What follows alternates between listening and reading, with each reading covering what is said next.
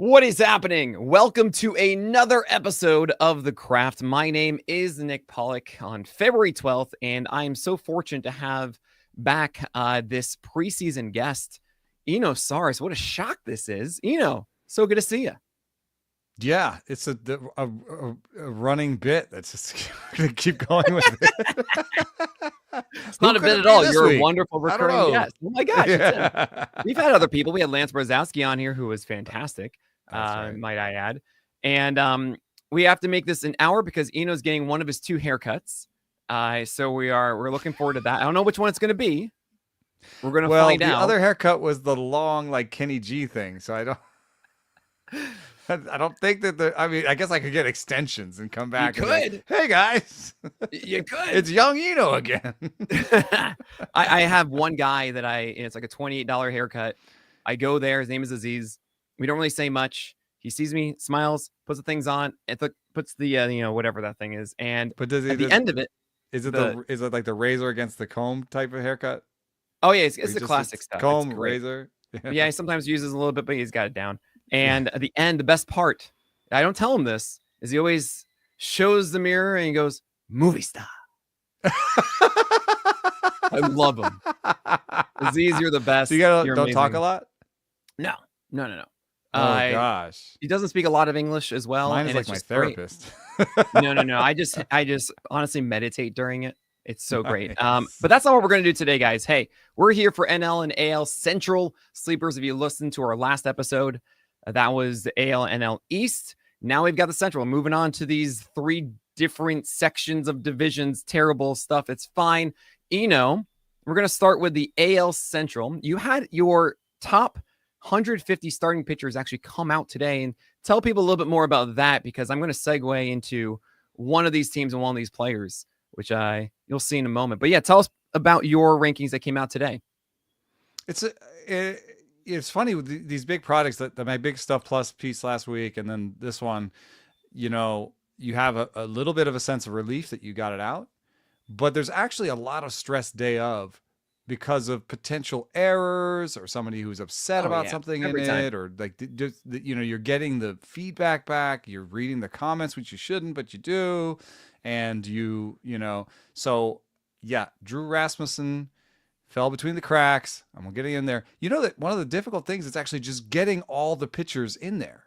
I know. Because you'll look at different depth charts, different projections. I'm putting together like 6 different data sets for this, because I use the BP Arsenal metrics. I used stuff. So every time you're pulling things from thing to thing, you think, oh, I'm going to catch it. There'll be an NA, and I'll be like, why? Right. What, And I reverse, where I like pull from one, and then I go back to the other one and pull back to see, oh, am I missing something? Mm-hmm. And I do this over and over again to try and not to catch everybody. And I still missed Alex Cobb and Drew Rasmussen.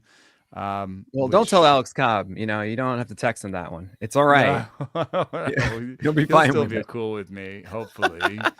But Drew Rasmussen deserves to be in there somewhere. And Drew Rasmussen also represents the thing that's really the hardest about modern pitching rankings, is that, like, I think he'll be really good in maybe 90 innings.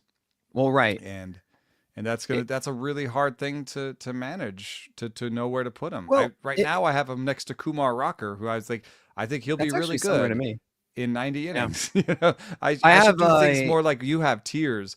I think that's a great way around it, because you can be like, hey, this is the tier of really good. And I end up having tiers where I kind of oscillate between guys who are really good in smaller samples, and then like Toby's types. Right. Like, and I do this thing. It's like, okay, you're a worse Toby. You're a worse upside flyer. That's the next tier, right? That's how I do it every single week. I have Rasmussen higher. I have him aggressively because it's a 12-teamer. And if he's starting out of the gate, then great. Right. I think one of the traps I want to say about pitching rankings is about volume. And I know this is because there are different types of leagues and what volume means and what an innings projection means. For me personally, when it's a 12-teamer, well, I don't care so much about innings projections up to a certain point, right? I care about innings projections a bit in the first 20, 30 starters I go for. But then after that, when you're in a point of a draft like Drew Rasmussen, I'm not going to be drafting whoever I draft in that spot in my draft is not going to stick around on my team in all likelihood. Like, look back at your drafts from last year and the year before and see how many guys that you drafted after pick 100 overall that you actually held on to your team throughout the year, right? And it's like 40% at most or something like that. So for me, I'm like, look, if Drew Rasmussen's good out of the gate, awesome. He's starting, sweet. I'll get as much of that value as I can and then move pretty on. Good, yeah. Right. And that's an easier decision to make. It's also something that if you're getting quality and then you know you're getting quality, there's so much value to that instead of the tentative, I don't know what I should do. I value that decision a bit more in my rankings because then it's just not like that projection straight down. And there's a lot more of those little nuances involved for me, but it's so tough. Some of it is also like the deeper your league goes, the higher the ERA in your league is. Yes. So if you're in like a, AL only league or whatever, then it's more valuable to get a guy who can have a 4.1 ERA in 165 innings, right? Right. Because those innings are scarce. That 4.1 ERA is better relative to the league than in other leagues. I just ran the auction calculator at Fangraphs for last year, so last year's value. And in the top 20, you have plenty of high volume guys: Wheeler, Skubal, Sale, Bryce Miller, Imanaga, Lugo, Corbin Burns, Fromber. Those guys are top 10 pitchers.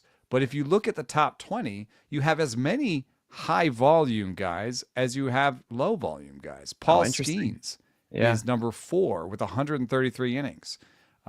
You've got Tyler Holton gets into the top 20 just because those he got sneaky a couple wins. saves, a couple wins. You've got Ronel Blanco with 160, Hunter Green with 150, Ronaldo Lopez with 135, Brian Wu with 121. And Tyler Glasnow with 134 makes the top 20 in a 12-team league. So that's wild.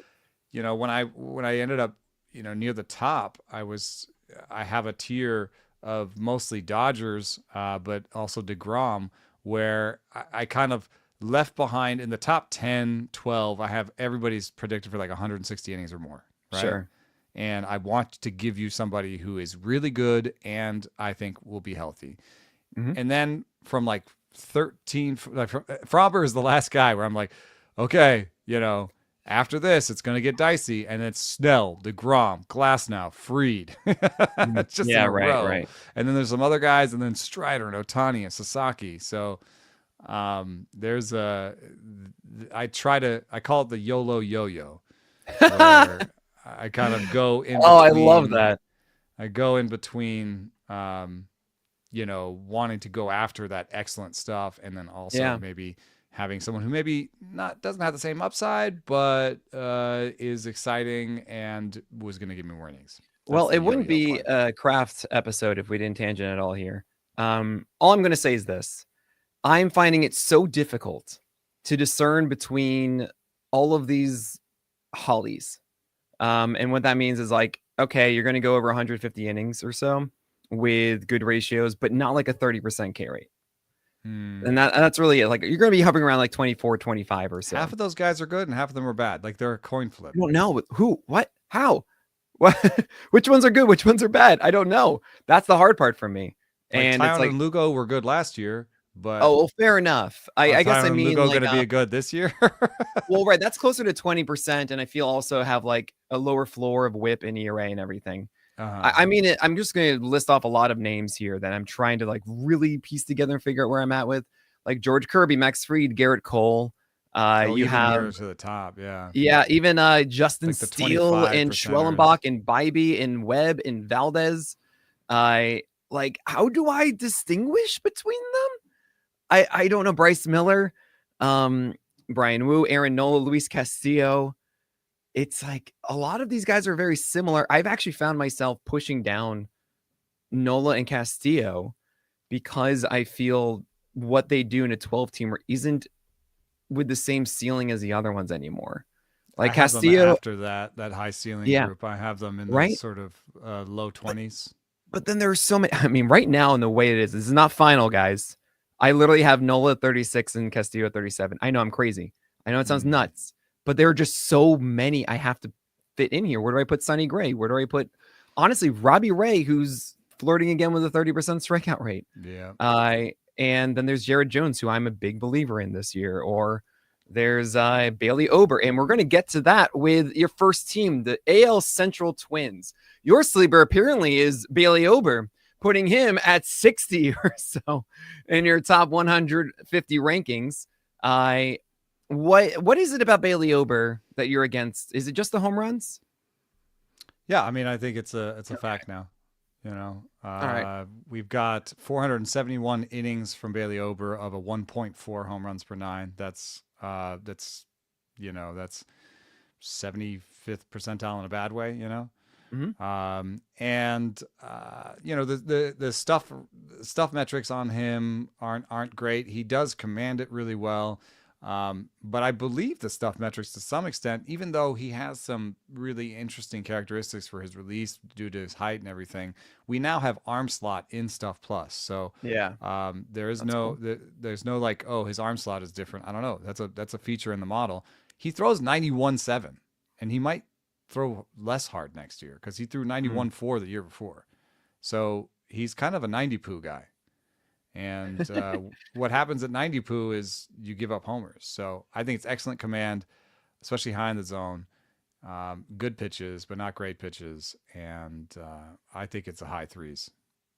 Yeah, it could be a high threes for Bailey Ober. He'd had high threes last year, 398. It was 343 and 321 the previous 2 years. The interesting element to me is the addition of the cutter coming in last year. And I think that really helped him. However, the four-seamer location dropped a lot.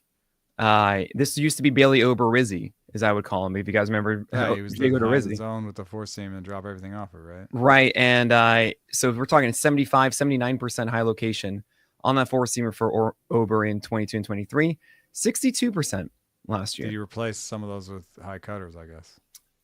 That's a great question. Those cutters were 15% high lock.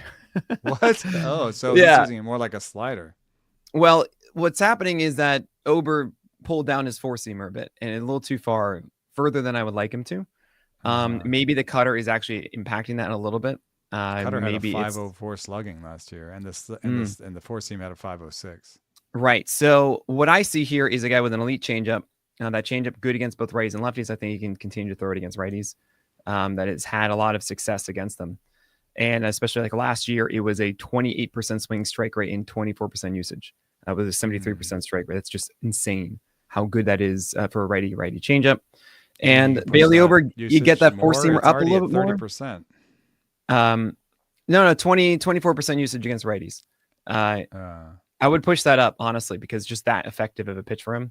I think also the four-seamer itself should return closer to that higher location that we saw in previous years. And this is the first year with the cutter. I have high hopes that a guy with a 7.3 extension, which is absolutely elite, is able to utilize that in a way to make four-seamers and cutters work inside the zone. It's not the same velocity to do that like Garrett Crochet, though I am optimistic on Ober. I mean, at the very least, the whip will be great. He doesn't walk many batters. He's generally a good hit suppressor. I don't know. I see that as a good strikeout guy with like a mid 3 ERA, good whip, good situation for Ober, also looking like a workhorse moving forward. But homers are homers, and boy, if I underrate him, it's maybe because of whip. And whip is a category, and it's not necessarily one that I have listed in my rankings when I'm looking at them. It's also a pretty safe bet to say, hey, a guy who throws low 90s is going to do worse. It's a much smaller margin for error. That's generally a smart thing to do. Yeah, fade the ones throwing low 90s. It's not all about velo. Yeah. When I was debating in my head, I was like, oh, this. And I was like 91. So, I mean, the velocity is higher, right? Because it is 7.3 extension, but still, and is also upstairs, so slower bat speed. But yeah, it's not fun. That is with sleeper. An actual sleeper for me. Yeah. On this one is Zebby Matthews. Oh, dang it! Yeah. How dare you? I just see him. He has like the widest arsenal of good pitches. I think of the group that Simeon Woods Richardson, David Festa, You know, kind of the back end of, you know, Chris Paddock, the back end of this, you know, Chris Paddock is he's kind of a small arsenal guy. David Festa's a small arsenal guy. And I don't know that he has the stuff to be great with a small arsenal. Simeon Woods Richardson is really weird, low velo, strange shapes. Maybe he can get there being unique. But Zebby Matthews is a little bit more conventional in that, you know, throws 95, has 5 pitches that he throws pretty regularly. The slider and the curve are the best pitches, but like, you know, a 96 stuff plus fastball is still pretty good. The cutter looks pretty good.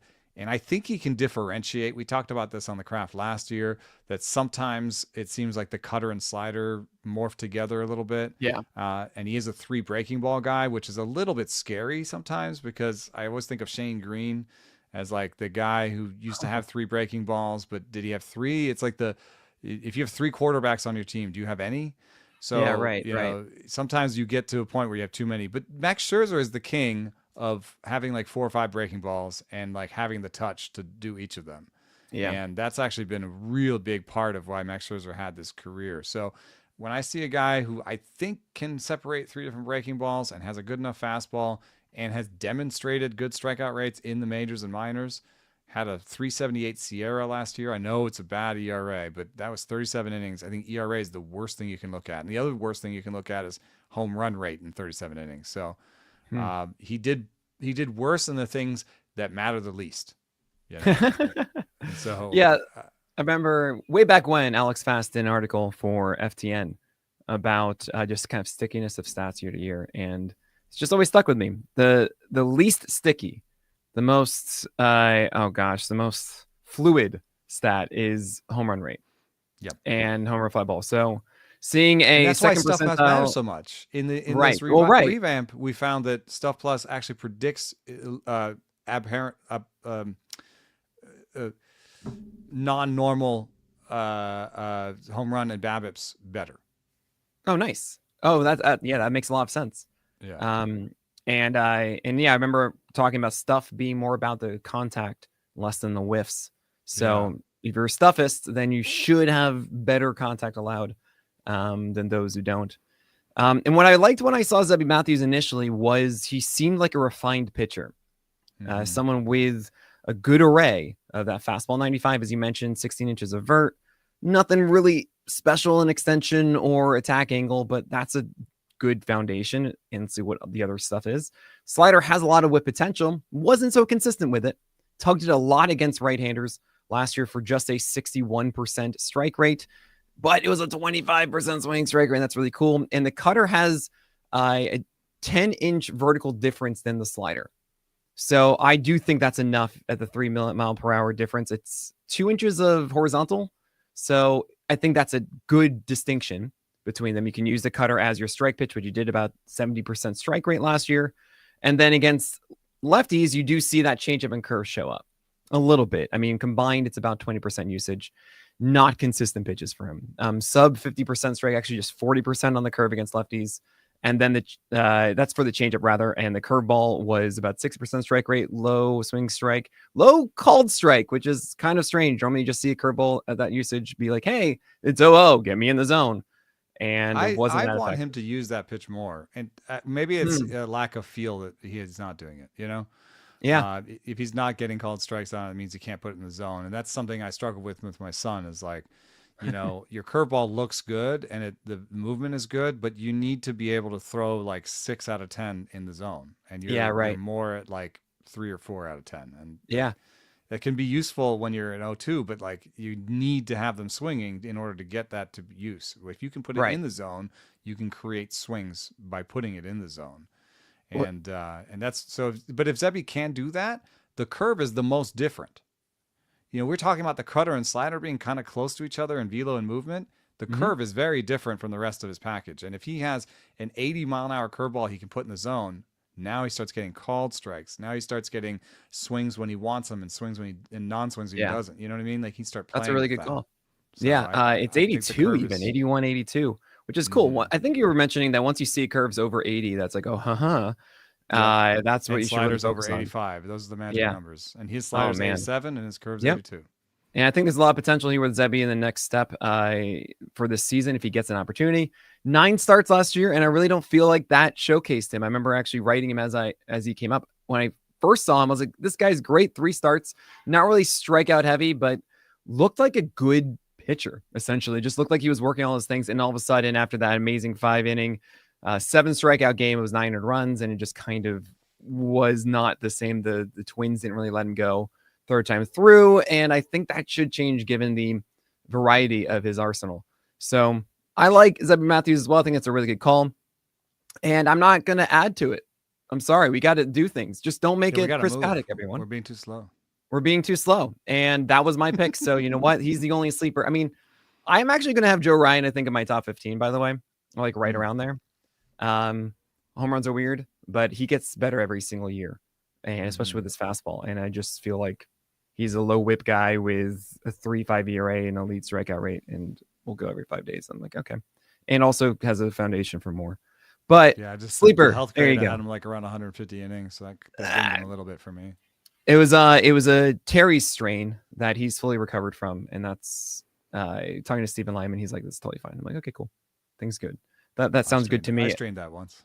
Oh, you did? And look at you, amazing. We're going to go now to the White Sox. Yes, we're going to talk about them. Is there a guy that you have circled on the White Sox, despite the low win chance here? The caveat is maybe not in 10-team leagues at all, and definitely, definitely not in 10-team leagues. Probably not in 12-team leagues, but in 15 teams, I like 2 names. I like Davis Martin and Sean Burke. Yeah, that second one, absolutely.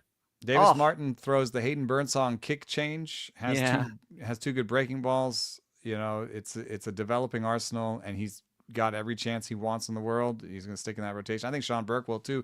Sean Burke has the better fastball of the 2, but the poorer secondary stuff. So if you like betting on fastball, Sean Burke is your guy.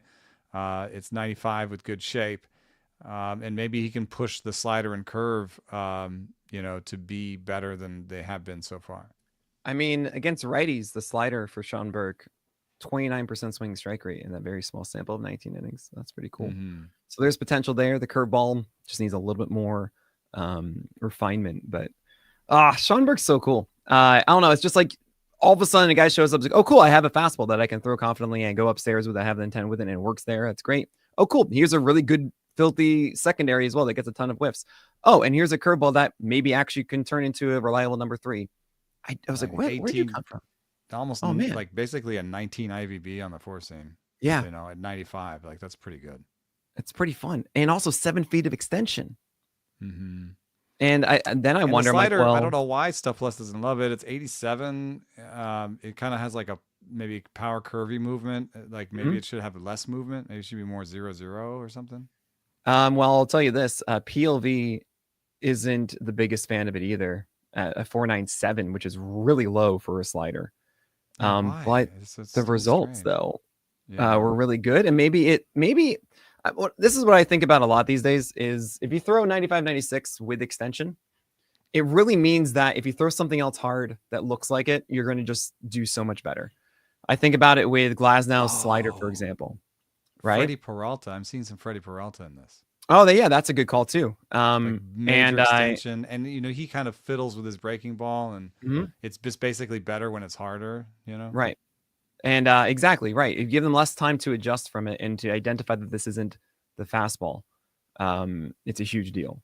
So I mean, it was the solution to the Kodai Senga problem, where I'm like, how does this cutter work so well? And it's like, oh, you throw this cutter in the zone with this 4-seamer, and the 4-seamer comes in so hard, so then they don't have enough time. They have to gear up for the 4-seamer more aggressively than someone who throws like 91, 92. That's right. And that changes everything. I'm looking at his heat map. He's throwing the slider in the zone. Yeah. A lot. Oh, yeah. I mean, a 10% mistake rate with that slider. But still works. You shouldn't be doing that. Right. But maybe there's, one thing that doesn't really show up all the way in Stuff Plus is tunneling. I'd hoped that it was, but I think now that for example, we took fastball movement out of the model. Oh, interesting. Like it's in the model for fastballs. We took it out of the model for secondaries. So we no longer define how good a slider is off of the fastball's movement. And part of that is because everyone has 3 fastballs. So which fastball you define? Yeah, right. Yeah. But that might remove some fun tunneling effects if you think about it. Yeah, sure, absolutely. We don't have the fastball movement telling you anything about the slider's quality. It's what's interesting too is that we can, we shouldn't really be trying to change Stuff Plus, right? We should be doing is saying, great, this is the Stuff Plus thing, and then maybe I want to do this with PLV, and then that will say like, great, but these results are this. So what is it? And then maybe we can say, then great, that's because of this over here. But yeah, Davis Martin also. It was interesting. The kick change kind of disappeared a little bit last year from him, and it wasn't as consistent as we wanted it to be. But I remember looking into him and being like, oh, this actually could be interesting. It's just such a bad fastball, and he's like made for Cleveland, That's just always what I think of. You have like a good secondary too, and it's like a terrible fastball. I'm like, oh, Cleveland. All right, what's up, buddy? Jonathan Cannon is also an interesting one, only because for like really deep leagues, he's shown the ability to command everything with multiple pitches, right? With a sinker, sweeper, cutter against righties, and then sinker, cutter, changeup, four seamer, even some sweepers against lefties for some reason. And we've seen games where it's just like 1 inning is just the greatest thing ever, 2 innings, greatest thing ever. And then the 3rd inning, it's like, oh gosh, okay, Jonathan. But you realize that was his first year. And I could see him turning into an actual innings eater for the White Sox across the year. Also, if you're really desperate for a quality start in a deep league, Martin Perez is there. He's done this. Like, he goes on stretches at times where he nails his things. I think he's not very good at all. I'm not touching him in any shallow league, but like, they're just gonna be like, yeah, go Perez, have fun. Here's a pink ball to play with too. Just entertain yourself. Cannon reminds me a little bit is that kind of Clark Schmidt, Wisniewski. Yeah. Like, he's a sinker slider guy. He's a sinker slider guy where the sinkers are right, I guess. And he's fiddling around with the cutter and the change and the four seam to try and figure out how to get lefties out. I do want to mention there are 2 prospects, Noah Schultz, 478 slugging against him. Sorry about that. Noah Schultz, Hagen Smith, those are prospects. Noah Schultz, if he shows up, just add him. That's all you need to know. We don't expect him to be here for a bit. Hagen Smith probably isn't here this year, but he's really good. And I will always hold my breath for Prelander Baroa becoming a starter. I'll just always dream, because he throws hard with a legit slider, and no one will let him start. I took him recently, but I took him with Justin Anderson in a 15-team draft and hold in like the 48th round to like there you get the closer. Yeah, right. All right, we're going to talk about the other central guys in the AL and NL as we go faster after this break. Hey, speaking of Cleveland, let's talk about the Guardians. Who is your sleeper pick for the Cleveland Guardians in 2025? It's weird because he broke out last year. No, I'm not going to do him. I like Luis L. Ortiz, but my breakout candidate is Gavin Williams. Yes, absolutely. What you saw from him, and it's again, I hate to be so basic, but he started at 96, and the very last few outings weren't super hopeful, but he generally over the course of the season ended closer to 97 on the radar gun with his fastball. He has a good fastball and 3 good breaking balls, if you count the cutter as a breaking ball. His command is decent. Velo's there. Results in the minors are there. K-minus BB in the majors is pretty good. I think that he can take another step with the strikeouts and just figure out how to use all the different parts of his arsenal better. I mean, you just made the joke that being Guardian means having good secondaries, not having good fastball. He's the one Guardian that could turn that on its head. And absolutely, you have this idea that will Guardians player development and pitching coaching know what to do with it if they get there? Well, right. That's actually been the thing that I've been pushing back on a lot, is the idea that the Guardians are a pitching factory. Their minor league system might be. When they're in the majors, we haven't really seen much growth from their guys. Mm-hmm. And with Gavin, though, he did introduce this cutter last year. Was it a slider? Was it a cutter? I love this because, I mean, again, there are things that we learn every single year about different ways of having success and what is just generally good. And Crochet showed it to us. Extension at high velocity with a cutter in the zone as well. Gavin Williams, 7.2 feet of extension at 96-97 last year with this pitch. In 70% strike rate almost, right? And this cutter isn't quite there yet. You also have to remember they only threw 16 games last year, had a massive delay at the start of the year, had to kind of get his act together to get ready to go by the end of the season. I just think this guy's healthy now, finally can have the second year he was supposed to have, and can actually look to refining this cutter, getting this in the zone at 91-92. I think there's so much potential in this. He can just pound the zone with both of those two pitches, doesn't need to rely on this low strike rate curveball that he has in the past. Oh, I'm a huge fan of this. Changeup, maybe. Yeah, just like as a mixed one, not like I've seen this from a couple guys too. The curveball is always just so different and it's so big that don't swing at it. Yeah, no one swings. That just kind of is there. Like Giolito's curveball is a good example to me of where you try to get in the zone as much as you can, but then you eventually move on from it because it's just too big to do anything with it. Yeah. Batters know what it is. And unless you can get it in the zone all the time, it's not really going to be that great. That's why the slider's so good. That's why even a guy like Max Fried, who came up with such a great curveball, really took a step forward when he found his slider. Logan Gilbert came up with a great big curveball that sucked when he got to the major leagues, and he was like, what? And then he found that little tight slider, and now he's throwing a tighter, harder curveball and is better. So the one thing that's weird for me is I'm looking at his map right now, and it looks like the slider and cutter are the same thing. Oh, man. We have it at 91-92 versus 88-89. Yeah, that's not that much of a difference. And the movement's like right on top of each other, right? Let's see. Oh, gosh. We have 2 extra inches of horizontal on the slider and not much in the vertical break department. Right. I mean, so that seems hopeful because he's obviously separated the slider from his curveball before. So now you're just asking him to separate a slider from his cutter. And, Seth Lugo says that most of his work in between starts is just, figuring out how to replicate movement patterns differently. Right. He throws 9 pitches. It's like I just spend most of my time just making sure I still throw 9 pitches and not like 4. Right. I've got this. Okay, cool. I mean, that happened to Matthew Boyd a bit, is that he focused so much on the changeup they lost the slider for a moment. Back in the day. But I'm seeing this even more so now. It's just like there's a line. I don't know. There's a river that goes through that defines the cutter and the slider. Barely. It's like that's almost an algorithm defining the difference. Right. Like if you were watching, you might not be able to tell the difference. But I mean, whatever that pitch is, if it's coming in at 90-91, which is what I want, I care more about the velocity of this rather than the extra movement. That works completely if he's able to throw a this little bit better if it's 2 different ones. But I do like. I just need one of them. I just need one of them. You think one? Just one. Garrett Crochet only needs one.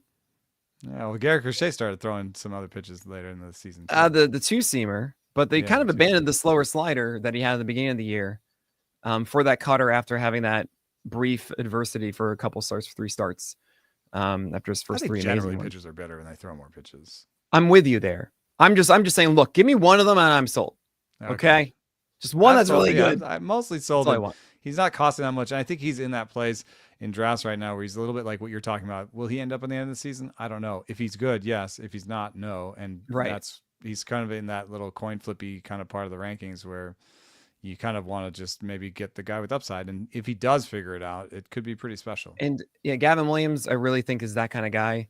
Also, remember, is the deepest pool I've seen of starting pitchers in any year that I've ever done this, which means I'm more willing to take chances on those ceiling guys because I feel more confident that I'll find something on the wire. Joey Cantillo is the one I'm just going to circle a little bit. And I didn't think I would like this guy at all because he throws 92 with a 61% strike rate on that fastball. But guess what? There's going to be there's a theme. He's a lefty with a changeup that's legit at 7.5 feet of extension. That's he needs to throw more strikes with this changeup. It's a little inconsistent at the moment. A 57% overall strike rate is not what you want to see. Sub 60% against righties barely. Poor walk rates in the minors too, so you might have back command. That is absolutely the thing to look out for. Against the lefties, he still threw it 15% of the time for a 43% strike rate. Oh boy, you can't do that with your changeup, buddy. But the slider is incredible against lefties. I mean, that's what you want to see, is a lefty that can take down lefties with a slider. And I mean, it's debatable if it's a slide, 83 miles per hour, 82, but 77% strike rate with a 31% swing strike rate last year for Cantillo's slider against lefties. And I see it this way. This is Cleveland. You got the changeup against righties. You got the slider against the lefties. And with that kind of extension on your fastball, I hope that he can figure out a way to manipulate a sinker, a four-seamer cutter, whatever it is, just getting strikes before the changeup and the slider to relative batters. That actually seems like a plausible path for Cantillo over time. Is it going to happen right out of the gate? I don't know. I don't even know if he's going to make that rotation because they have enough options at the moment in Cleveland. But Cantillo is certainly someone that when he gets his opportunities, I'm going to be watching closely to see if he's taken any sort of step forward to mask that four-seamer. Yeah, I like Saccone, but he has an option left, so he's going to end up in the minors. Next year, he will have no options and will have to be in the major leagues, and he is totally a Guardians pitcher. Not a great fastball, 3 pretty good secondaries with great command. That's the archetype that I see. There you go. Now we're going to go to the Royals, and of course, we both love Cole Reagans, and which is amazing because he's amazing. I actually thought I was going to be low on him, and I have him like 8. Okay. Do you know that no pitcher in baseball lost more velocity on their fastball from the first to second halves than Cole Reagans? No surprise to me there. Did not stop his effectiveness, fortunately. And I actually talked to him about it. I was like, all right, is this your arm? He goes, actually, it's my lower half. I feel like mechanically I'm not as synced with it as I used to be, which I personally take as fatigue for his first full year. Fatigue comes in different ways. Sometimes hard, if it is mechanical, it's sometimes hard to affect that during the season because you just... Right. You have, guys right now, some of them are throwing 10 to 12 pitches in the bullpen. Yeah. How much mechanical changes are you going to do in 12 pitches? Exactly. Starts? And the fact that he's still doing really well with that lower velocity at 94 with elite horizontal movement on that fastball, one of the better left-handed changeups in the game. And I've got him. It's so good. I love him. But who is the Royals sleeper? And it can't be Kris Bubic because that's mine. I don't even like Kris Bubic, so. Oh, well, cool, great. I don't have I don't have one on this team. You don't have a single sleeper on the Royals. I mean, you could argue with Seth Lugo because he's going later than his season went, right? I mean, he's going pretty late, but I've settled in with Lugo as like a back end top 60 type pitcher. I'm 65 right now. I don't know. He's that's about right. He's part of the yo-yo. You can if you YOLO'd too hard, you can yo-yo with him. Okay. With Bubic, for example, is he going to start? I don't know. I hope he does. He will have lower velocity likely. He was at 93, mostly out of the. He's better. Totally out of the pen. Marsh and Kyle Wright, I think so. Yeah, and so you'll see probably like 91, 92, like he used to have. But he's someone with good fastball metrics across the board, good vert, good flat angle, good extension. With a 5.44 PLV last year on that four-seamer. And then you have this changeup that's been developing for a long time. Now it has an 18% overall swing strike rate. There's things to like there. If it's a lefty with a good fastball and a changeup, all right, that could actually work out. It's a good place to pitch too in Kansas City as well. I'm going to at least be paying attention to Kris Bubic. 12-teamer's not really excited about it, but I would say for your deeper leagues, you're trying to find someone who could be a sneaky impact play. Kris Bubic could be that. Yeah, I was negative, and I still am for the most part, but there is a little bit of an interesting kind of thing that you can watch out for. So in the first start, he's going to be still his reliever self, and he might even sit 94, 95 and touch 97 or whatever, or 96, and people might get breathless about that, but that'll be the first one, and he'll be still a reliever. So in the second one, he'll go 2 innings, 3 innings. So if he is into his 3 or 4 inning start and he's sitting 93 still, which is possible, because what he may end up doing is, and you saw this with Grant Holmes even, and some other pitchers, where they just take that, they went into relief, got a little velo bump, and then went back to starting and just kept it, and basically said, I know what it's like to throw this hard, and I'm just going to throw as hard as long as I can, and they'll take me out when the velo drops, right? Right. Yeah. And I got through 5 innings. Like I don't think he can give you 180 innings of sitting 93 plus, because right. Yeah, he never did that before. Yeah. But maybe he could give you 120 to 130 innings of 5-inning starts, where he's sitting 93 and he's just throwing as hard as he can for the 5 innings they give him. So if he does that and he sits 93, in that park, yeah, I could see it. So yeah, definitely pay attention to Bubic, especially in the spring too, just to see if the Royals are really going to push him in at number 5. It sounds like they're going to. Maybe they just sign Jose Quintana. Who's going to sign Jose Quintana? This is like the easiest, like, oh, you need some innings. Sorry, just go get Jose Quintana, whatever. It feels like a fit there with Kansas City. It wouldn't be expensive. But the Angels have used up all their spots on guys like that. Yeah, right. And then I would even argue that any team that would want to get Nick Pivetta should get Jordan Montgomery instead. It just doesn't make sense to me because then you don't lose a draft pick. It's probably cheaper to get Jordan Montgomery. Oh, I forgot about the draft pick. I mean, I'd rather have Pivetta as a pitcher, but like I think at this point more because if you get Jordan Montgomery, you can get them to swallow some of that cash. Right, absolutely. Let's say cut it in half or so, right? Yeah. So if it's like the question is Jordan Montgomery for $10 million and no draft pick, or Nick Pivetta for $20 million, because he's going to want to recoup that at least. Yeah, there's no way he's going underneath 20. He's not going to have his tail between his legs. Plus a draft pick. Now you're making the math a little harder for me. Exactly. So just something to think about, guys. But we're going to move now to the Tigers, and the Tigers. We have to have like a Rochambeau for who gets Jackson Jobe. No, he's not a sleeper. Yeah, he's not asleep at this point. So we can't do that. I mean, now, especially with Alex Cobb being delayed, it doesn't mean that Cobb isn't going to be ready in April or mid-April, which wouldn't really suggest Jackson Jobe, because I would imagine the Tigers want to bring him up and then keep him there. And if it's just like a 2-week thing, they could cater Montero it for a little bit. Right. And he's someone who could appear. And there's so many random guys on the Tigers that could just be starting. Brand Herter had this absurd sinker against lefties last year. It was like the lowest I've ever seen of an ICR. Well, Brisky was like starting / Yeah. Tyler Holton. I mean, they say he won't start, but we'll see. There's also Casey Mize. There's Matt Manning still exists. We'll see what happens there. Is there someone outside of Jobe that you have circled? Mize, he told me late in the season, we've talked about this a lot on this cast, and I don't need to rehash all of it, but maybe people forgot. He's a good fastball changeup guy that has pushed his slider to places where the metrics say it's all right. 96 stuff plus, average is like 105. So like it's okay. And he's throwing the slider harder and harder. By the end of the season, he's throwing at 89. And I think the stuff metrics are going to like that. If I look at his game log on Fangraphs and look at the stuff plus on the slider, by the end of the season, he was pushing hundreds with it in terms of 100 stuff plus.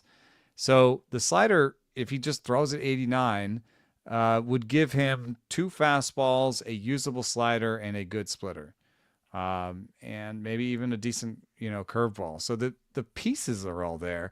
He just admitted to me that he doesn't have good touch for good feel for spin. Right. And that is the difference between, making it and flaming out in this game these days. Like I am biased towards guys who have feel for spin and have good breaking balls, because I think you can 3 breaking ball your way out of any platoon splits much easier than it is for some guys who have good feel for changeups to develop good breaking balls. There's even Grayson Rodriguez, I'm a little worried that he's a changeup first guy and the breaking balls are never going to be good. He doesn't need it. He just needs a cutter. Everyone needs a cutter. You just need a cutter. But his cutter, when he threw it, got spanked. Well, he didn't really throw one. It was more of a slider curve. Yeah. I feel like this cutter you have to actually embrace it for it to be a real addition. Well, anyway, to your Mize thing. has the pieces theoretically. And so that's what I'm basing my idea on, is that sure, the pieces are all there, and just a tiny bit of improvement on the breaking balls, and he could actually just take off. I mean, you have to remember he's like a 1-1. Well, right. Absolutely. Here's something that's fun. Alex Cobb, you were going to be the SP3 out of the gate for the Tigers. That's what the expectation was. You have Tarek Skubal, you have Jack Flaherty. Okay. And this might be a benefit for Jackson Jobe and Casey Mize, but it's a negative for Reese Olson, who's been drafted around like 263 is what our lovely rolling chart. If you don't know this, PL Pro members have this rolling chart of NFBC trending ADP data. And so you can see like up and down, you can just look where it is. And we actually made it so you can do it by position now and remove relievers. So you've always been wanting to do that, it's there now. Just ignore Shohei Ohtani, okay? He just doesn't exist. But he's on round 263, which essentially is like your last 2 rounds in your 12 teamers. So for the cost of free, and what I generally do in mid-March is I really look back and go, okay, what are these rotations turning into? And who are the first opponents that they have? Because one of my sneaky strategies every year is instead of targeting that SP4 or 5 that I like, but is kind of free, I will instead target an SP1, 2, or 3 for that opening weekend, see how they do. And if I don't like them, I can pick up the SP4 or 5 before they've even started. Especially like if it's like Edward Cabrera, like right. He's going to start for the Marlins at home on the first 3 games. And if he just poops the bed, you might just be like, that was enough. Yep. And well, this is actually what I did. 6 guys, I'm out. I did this exact thing for AJ Puck last year. Yeah. I had him on opening day. I hated it. I moved him for Jack Flaherty. Nice. Right. And like that is, you can do that game. So I was so excited about Reese Olson because the first 3 games are the Dodgers. It's not even at home. The 4th game of the Tigers is in Seattle. Oh. So Casey Mize might get that now. And now Reese the Olson's first 3 games are in the Dodgers LA now. Yeah. Oh God. Or maybe they're going to LA instead. I know they're facing the Dodgers, so it's just like, nope. So I was going to tell you it's Reese Olson. But now maybe you're more into Mize. I mean, I don't know if I'm into Mize necessarily, but I still have a little bit worry that there just isn't quite enough in the splitter and the slider. And the 4-seamer has to do too much, but I'm very ready to be wrong there. And maybe you want to take a chance on the stream against Seattle and start off the year. That might actually be pretty fun. We were talking a little bit about whether he could just try to Kevin Gausman it. Yeah. But can anyone Kevin Gausman it? Yeah, I don't think he has the feel for the change the same way either for the split, that's an absurd splitter that Gausman has. We're gonna talk about the NL teams. We're gonna go very quickly because I'm gonna keep it tight, and we're gonna talk about all of that after this break. So I just want to mention with Reese Olson, it's a really good slider changeup. I like his 2-seamer command. I think overall for the year, you want to keep an eye on him, but you shouldn't really out of the gate because it's the Dodgers and you're just going to hate yourself for the first week of the season. And it's not like you have to hold on to Reese Olson at 12-teamer. Just to put that out there. We're going to move though. We need to create a name like Toby or whatever for Guardians type pitchers, like the no fastball. Like there needs to be like a quippy kind of like. Well, I had he's a Guardian. We could just call him. He's a Guardian. Like Reese Olson's we could just call him. I mean, I used to call him Stuff McStuff Face because they were not fastball focused. They're just like nasty. Yeah, but right, yeah, it's two whiff pitches. So it's like 2 whiffs. What do you get 2 smells of? Scratch and sniff? Oh, there you go. That's not bad. We'll see. Jockstrap I was thinking of for some reason. Yeah. I mean, I have kids in baseball, so like, I mean, like, what do I get 2 sniffs of? Is like, their shirts, unarmed. But no, let's scratch and sniff. You're like, oh, this is fun, and then you move on, right? Yeah. All right, so let's talk about the Brewers, though. We're going to go to the NL Central now and focus on these NL Central teams. With the Brewers, we did hint at Freddie Peralta before, but not really a sleeper. Is there someone here that you are saying maybe we should give him a little more credit? Yeah, I really like Nestor Cortes. Why is that? He has demonstrated the ability to strike out guys, 25% career strikeout rate in a tough division, in a tough park. And, the velo's a little soft. At times it's been even sub 90 and so forth. But last year was 92. I know he had the arm issue, all these things that are negatives about him just make him cheaper. But he has a real good core of fastball, cutter, slider that, and with command that I think will actually maybe even thrive. I think he might do better than he did in the AL East. I mean, he's going to be facing like people. He's going to be in St. Louis. You know, Yeah. he's going to be. Yeah. There's going to be times where he's going to have more dominant games than we remember, I think, in New York. So I think it's an easier competition. I think it's a good arsenal. I knew he was healthy for sure, you know, because the postseason results were a little bit iffy. And so there's obviously questions about him, but for where he goes, I have him squarely in my top 75 as like a useful player with a little bit of upside given his quality of competition. And Nestor Cortes is at 274. Before he was dealt, it was closer to 400 or so, 450. Really, maybe people weren't even sure he was in the rotation. Yeah, right. But now, of course, he is with the Brewers. I like that pick a lot. It is really surprising to look at last year and say, wait, hold on. He made 30 starts for 174 innings and had a 115 whip. Yeah. I mean, it's hard not to love that. I've always considered Nestor Cortes one of those guys I don't truly understand. I want to say that, okay, cool. 19 inches of vert on the four seamer last year. I was like, well, duh, Nick, that's what it is with a generally flat attack angle. Duh.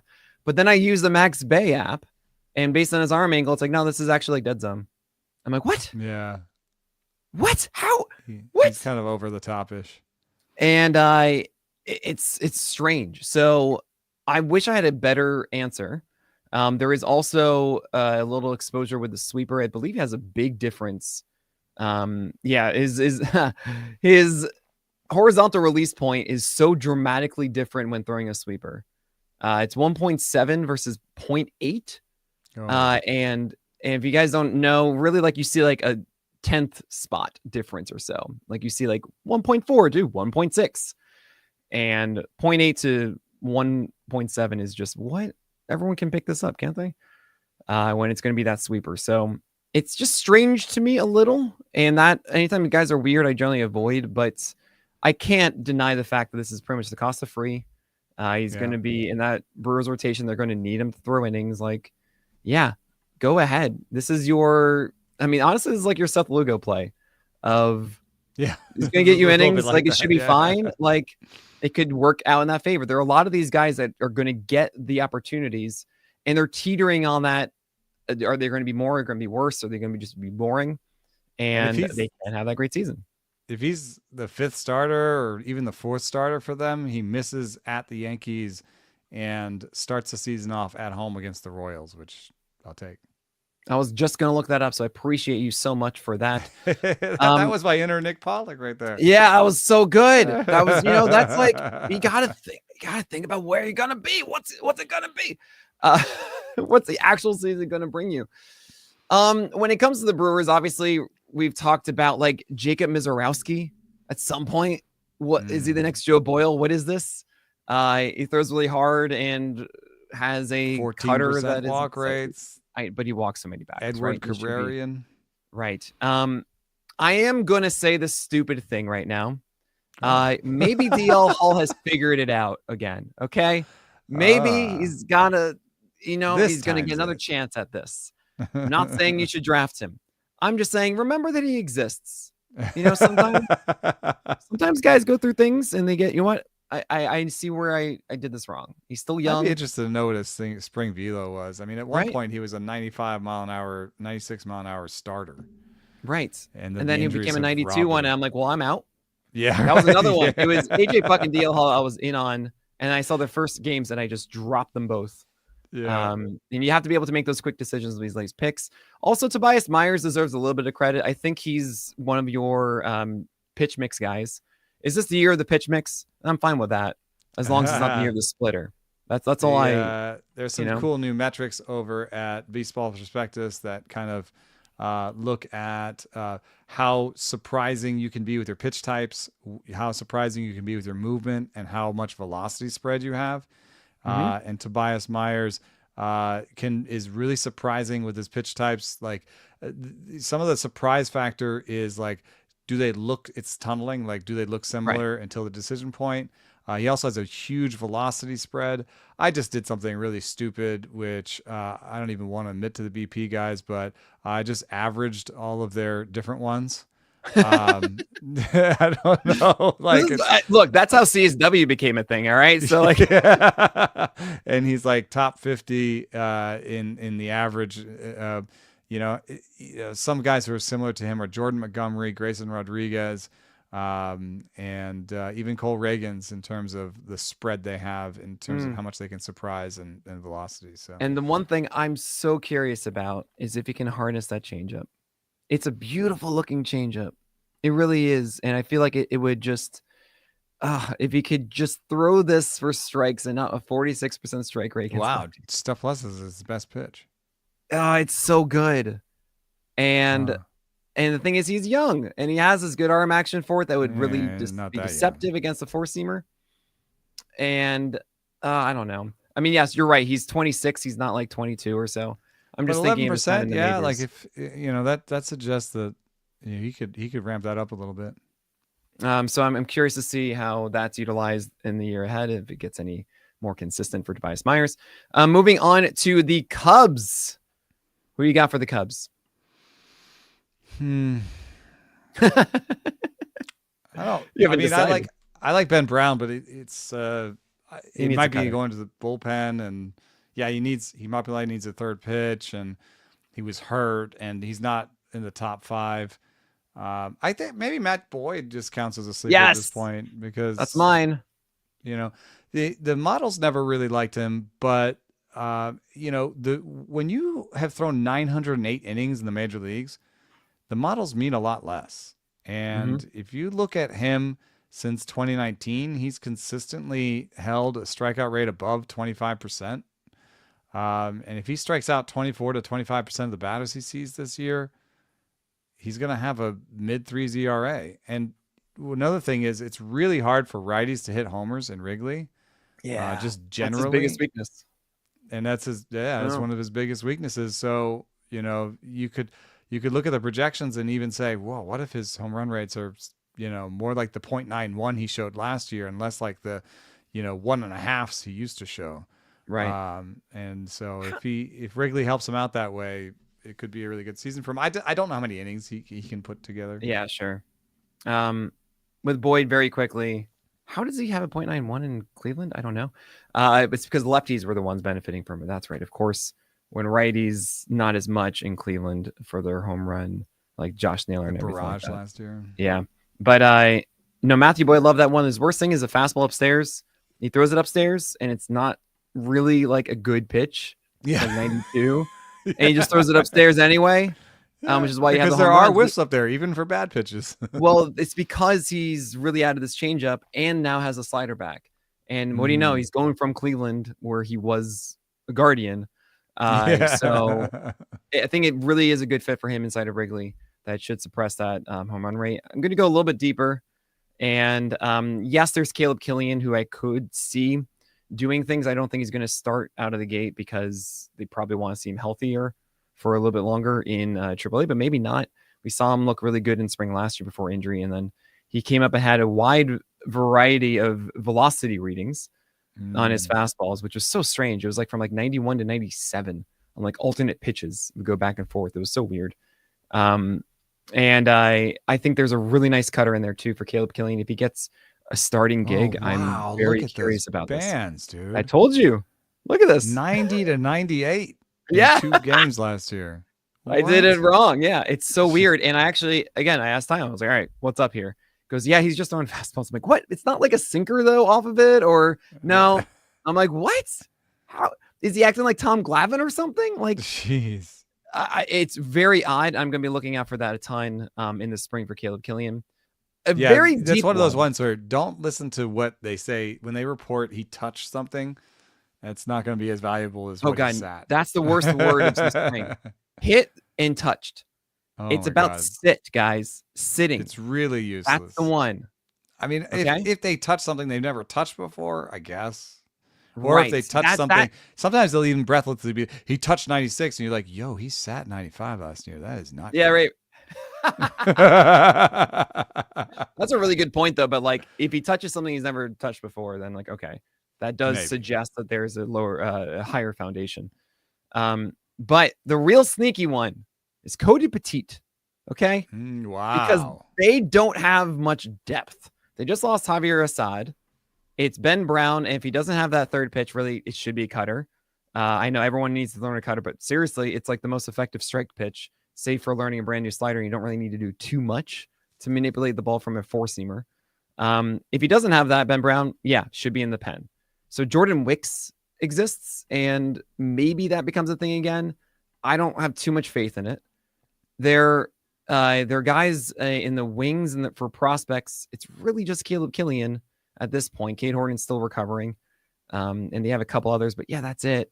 So Cody Petite is here, and Petite is your Will Warren type. He is your command multiple pitch thing that could work for them. He could actually go 5 innings, maybe 6 even, just get some outs for them. Like, this is your deep play. I saw him last year when he was pitching for the Yankees. A couple starts was fine.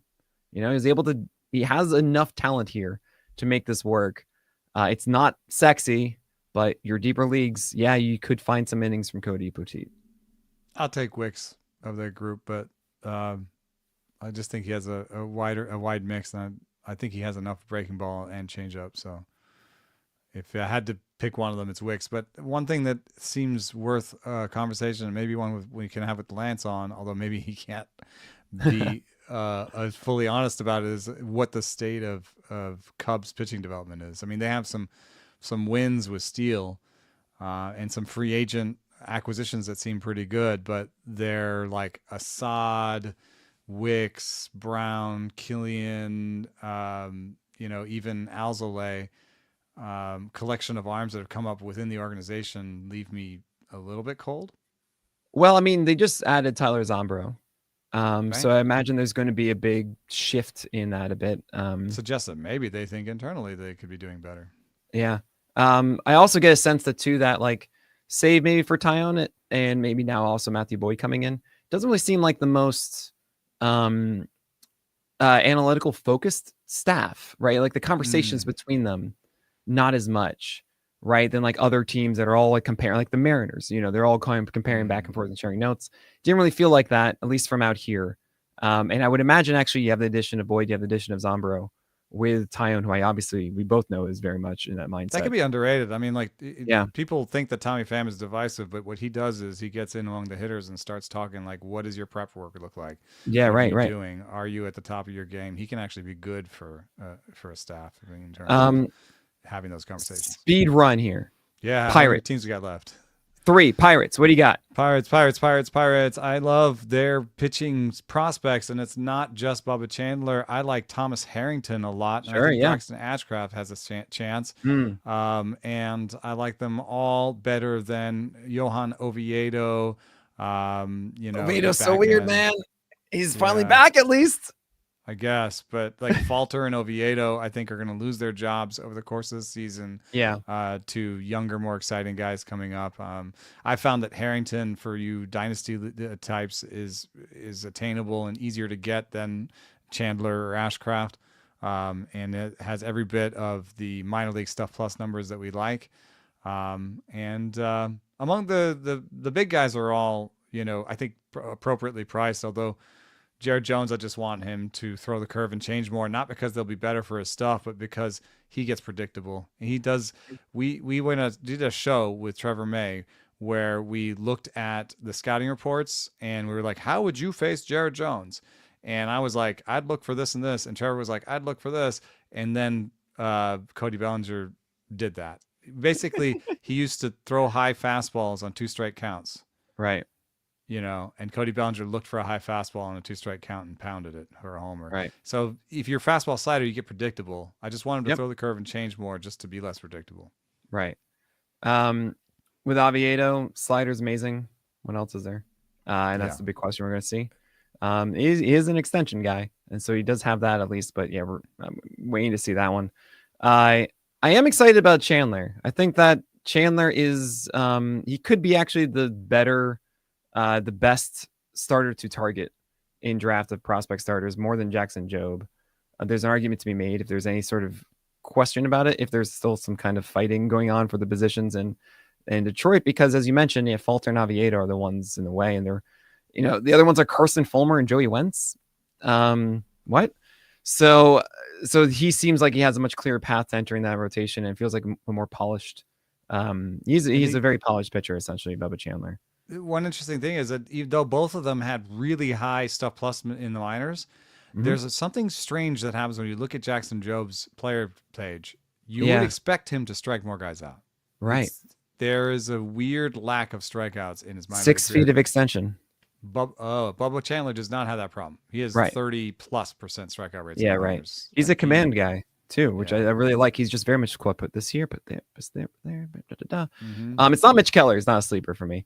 Then you know what my sneaky tongue-in-cheek sleeper is? Huh? Pitching for the Tampa Bay Rays, Bailey Falter. One day, one day, they'll see him. You're an extension guy from the left side. We'll get you a changeup. Don't worry, we got this.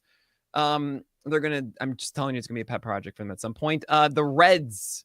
I'm gonna say Nick Martinez as my sleeper pick. Might be yours too, because Nick Martinez really hasn't gotten that full chance to start yet, and it's driving me up the wall.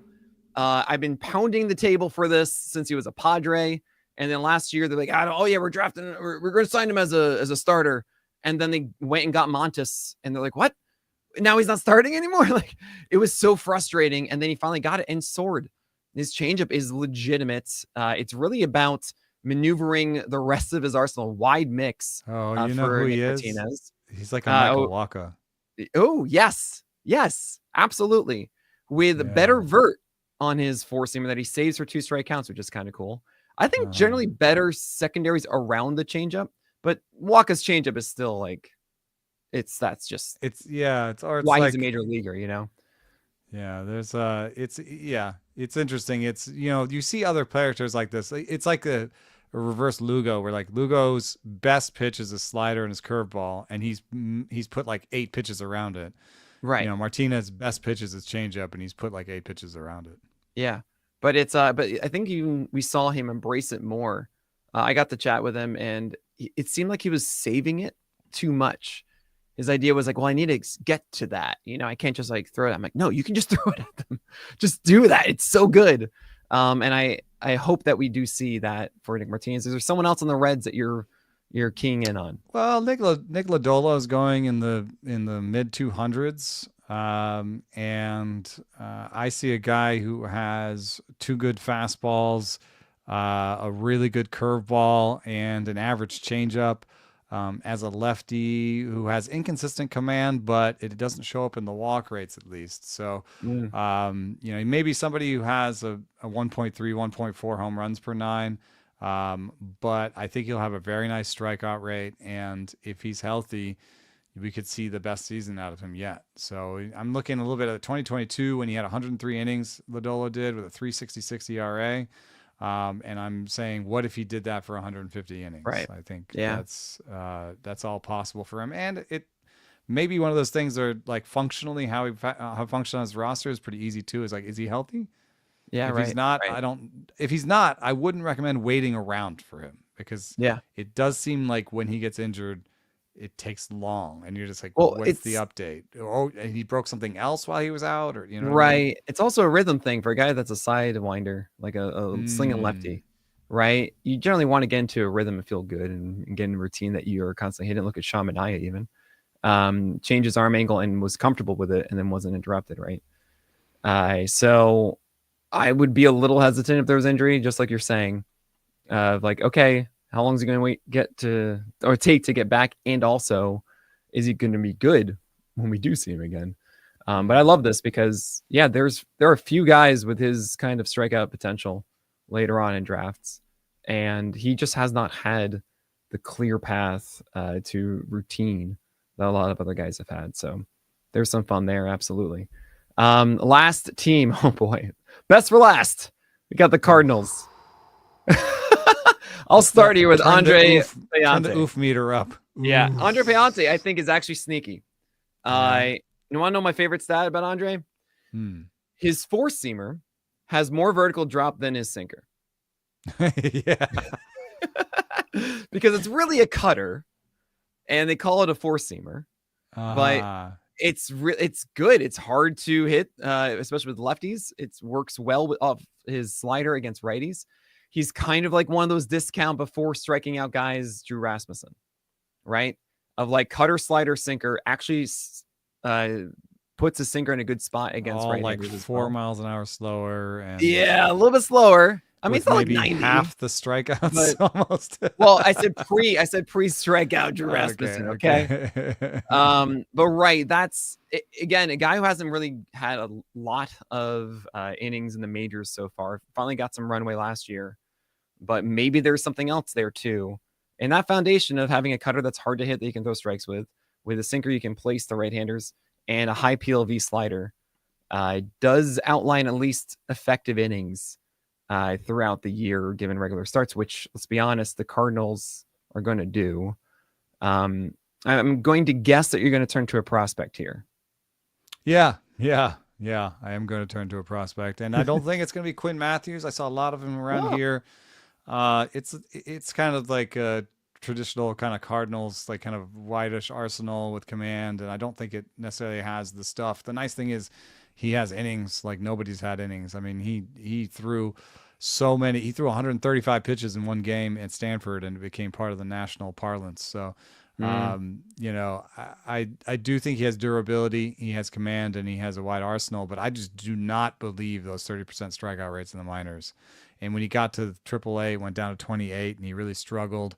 That might just be ABS, but I just don't believe those strikeout rates at all. And Tink Hence is my guy.